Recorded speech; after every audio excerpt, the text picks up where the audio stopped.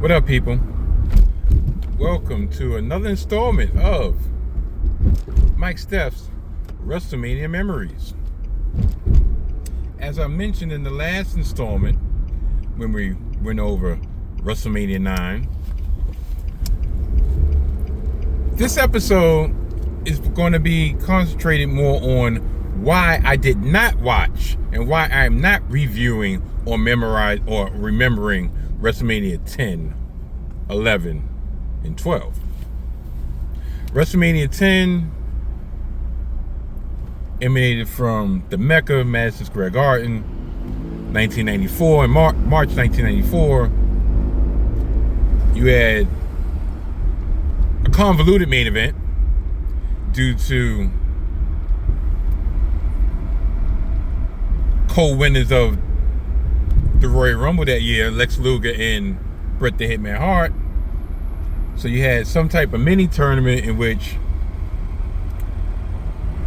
Lex Luger was going to face Yokozuna, and then the winner faced Bret Hart. Something to that effect. Oh no.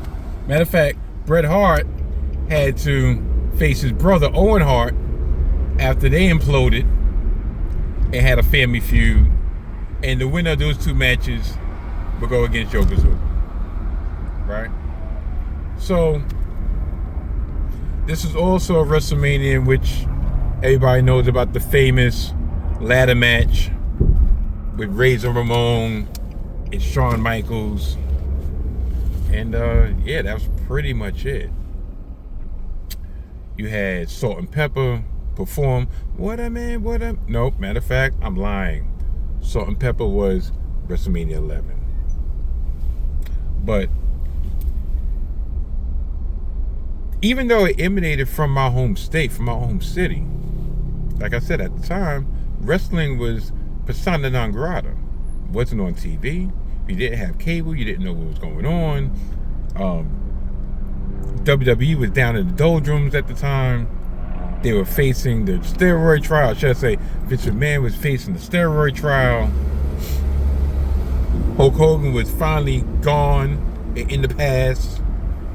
This was almost the beginning of the new generation. The new generation, which I wasn't a part of. Because in all my time, I always thought that I stopped watching wrestling when I was in high school. No, I stopped watching wrestling pretty much upon my exit on high school. So, 94, I was 17 going on 18, senior year of high school, and it really wasn't in my wheelhouse. Couldn't even catch up on it with magazines. I still used to read about it, or at least tried to, but there was no magazines around. Then you fast forward to WrestleMania 11, which was what most people would consider the worst WrestleMania of all time. There was nothing grandiose about it. It was WrestleMania only in name only. The main event was Lawrence Taylor going against Bam Bam Bigelow. Yes, Lawrence Taylor versus Bam Bam Bigelow. And that was when Salt and Pepper sang him to the ring. What a man, what a man, what a man, what a mighty good man. The co-main event, the wrestling main event, was Diesel, who was the WWF champion, when they tried to redo Hulkamania all over again by having him beat Bob Backlund. Yes, that same Bob Backlund from back in the 80s. Beat him in 8 seconds in Madison Square Garden to so-called set off the new generation, the new era. So he was the champion. He was going against his former best friend, the Heartbreak Kid, Shawn Michaels. It took place in Hartford, Connecticut. But meanwhile, all the promotion took place in New York City, because I guess the tri-state of New York, New Jersey, Connecticut, all of it, they really pushed the boundaries of the tri-state area WrestleMania. You had a submission match between Bret Hart and Bob Backlund. with special referee Roddy Piper, who was in the middle of him coming back and leaving and coming back and leaving and coming back and leaving, you know, the usual. And this was, once again, didn't know nothing about it. Like I think I saw maybe on Superstars the one time that I was really paying attention. Because by this time, listen, I'm out here sowing my royal oats. You know, I'm outside, as the kids would say back then. So wrestling was the furthest thing from my mind. I still was a fan, but it just wasn't. I wasn't really searching to look for it. And the only reason I actually knew about WrestleMania 11 and the happenings of WrestleMania 11 was due to the participation of Lawrence Taylor. Because, like I said, wrestling was persona non grata, which speaks to the fact that they had to reach in the depths to get Lawrence Taylor, LT, when he was still a name, because I think he had retired maybe a year or two prior from the New York Giants. So they used him to get the publicity. And yeah, that was WrestleMania 11. They even brought back King Kong Bundy. King Kong Bundy hadn't been in WWE, WWF since what, 87? And this is 95? He was part of the $1 Million Corporation, who was like this new school version of the Heenan family. Like, okay, whatever. And then WrestleMania 12. WrestleMania 12 had the main event of the 60-minute Iron Man match between Bret the Hitman Hart and the Heartbreak Kid, Shawn Michaels. Also had the match between The Undertaker and Diesel. Also had the Hollywood backyard brawl between a returning, once again, Roddy Piper and Goldust, who was Dustin Rhodes, who gave off a homoerotic vibe and recited, yeah, hello, like, beep, beep, beep, beep, beep. He was supposed to be this old-time Hollywood actor, almost similar, to a certain degree, as timeless Tony Storm, except for the makeup, except for the bodysuit, in which was disturbing because he had his private always sticking out, his manhood sticking out, and he was like, remember the name of Goldust. Oh, me so too. Around this time, what I do remember in watching clips was that his goal was to get underneath the skin of various wrestlers and probably push the envelope a little bit too hard.